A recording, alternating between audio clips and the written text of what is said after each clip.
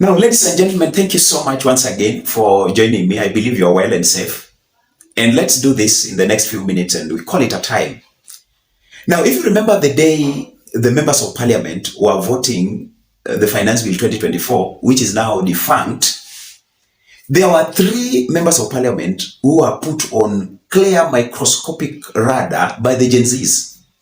The first MP was the one who was championing for the bill, Kimani Ichungwa.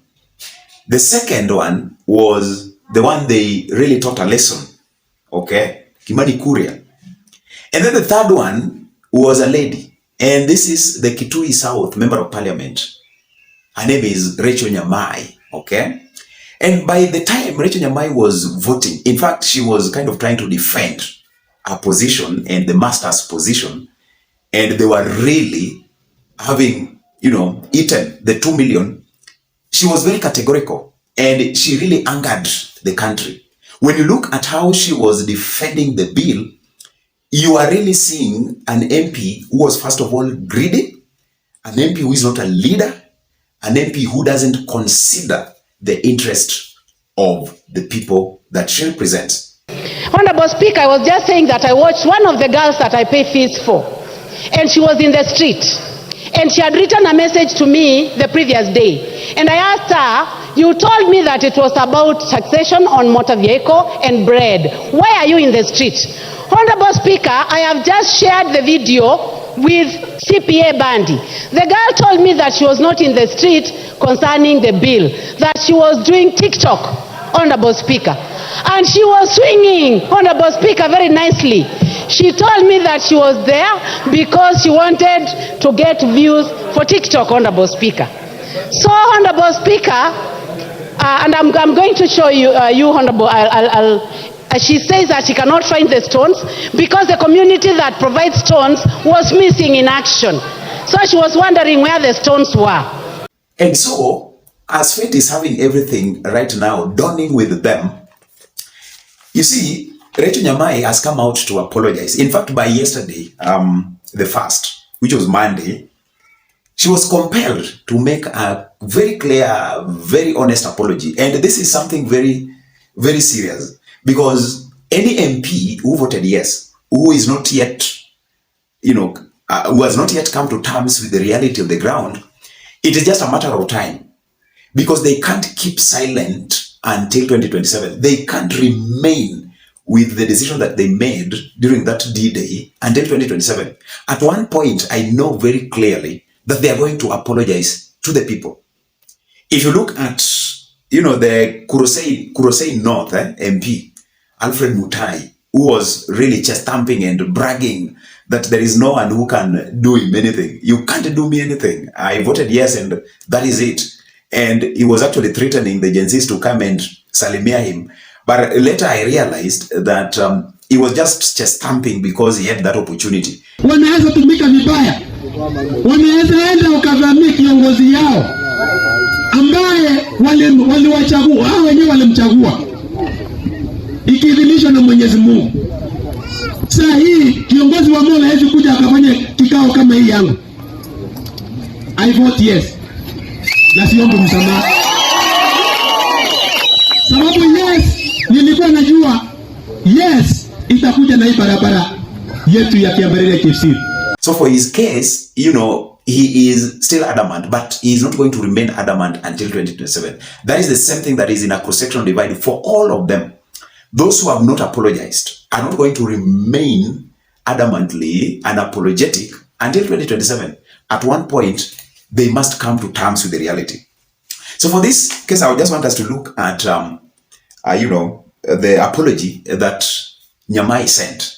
And after that, we want to look at how William Ruto is now going to find it very difficult to move with these leaders. Because right now, I think things have changed. They always say that a change is like a rest. And one thing that is always very important, even when you talk of, an organization that needs to thrive well in the future, change is very important.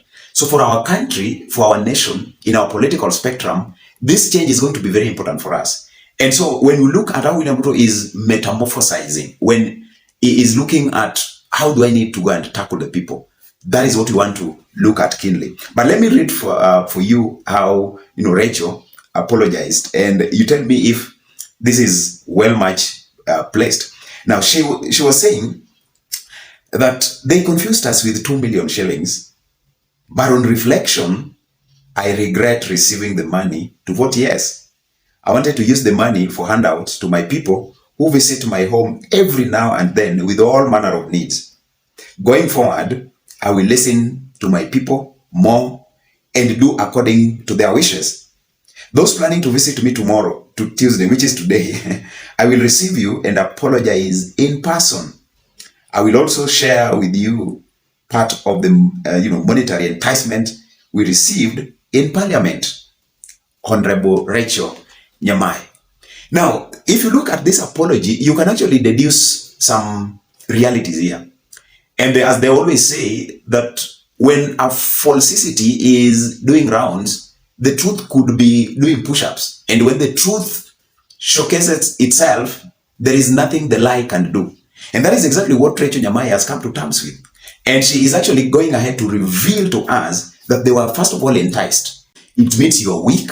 It means you are corruptible. It means that you are just a scoundrel. You are somebody who can easily be manipulated. And that is exactly what we are reading from her apology. So in 2027, these kind of leaders are not supposed to go back to the seat. They are not supposed to be given another second term.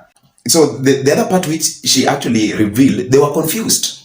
And you see, this is kind of apology that is seeking to take the people's emotions and just make people sympathize with her. That is exactly what all of them are doing. If you look at the analysis that we did about how KJ did his apology, of course there is honesty because they have just to come out to apologize, but they are looking forward to be emotional with the people and seek the sympathy of the people. That is what we can actually expect that all of them are going to do. And we are not supposed to accept that. We are not supposed to embrace anything like that. So if you look at how now all of them are coming to apologize, you remember the other time we were seeing the Nakuru, Nakuru East member of parliament coming on board to apologize with a branded, t-shirt. In fact, his wife also branded hers, and it was the same message. The wife's, branded t-shirt was portraying that he is sorry, my husband is sorry, and the husband was very, very much sorry. To that extent, it tells you that things are going to be very serious. And for William Ruto to have a standing with even these leaders going forward, it's going to be a tall order for him. It's going to be a hill for him to actually move the way he used to move with them in the first place. What were we seeing yesterday when William Ruto went to Narok, actually on Sunday, an impromptu visit to that church, okay? And it was not announced, it was not hyped, it was not even, publicized like it's always a norm for William Ruto. This is something that is very, very unusual, and it is unusually good for us to see such kind of activities because it is for the betterment of the people.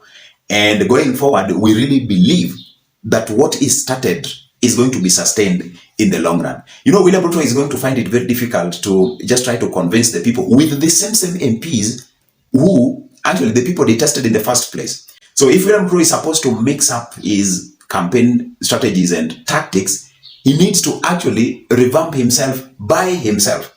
There is one thing that we have always been talking about in politics. We call it the perception. So the perception in the minds of the people right now is that these MPs who voted yes, every leader who sided with Ruto's bill, Finance Bill 2024, is an enemy of the people. That is the worst of it all. Especially if you are a politician and you are declared an enemy of the people and everybody can see that indeed you are an enemy of the people. So that perception is going to be the mountain for William Ruto, especially at the time that he's going to come back to, go to the ground and do his things for 2027. That perception has really sunk, and it is the perception that is going to define the ballot of 2027.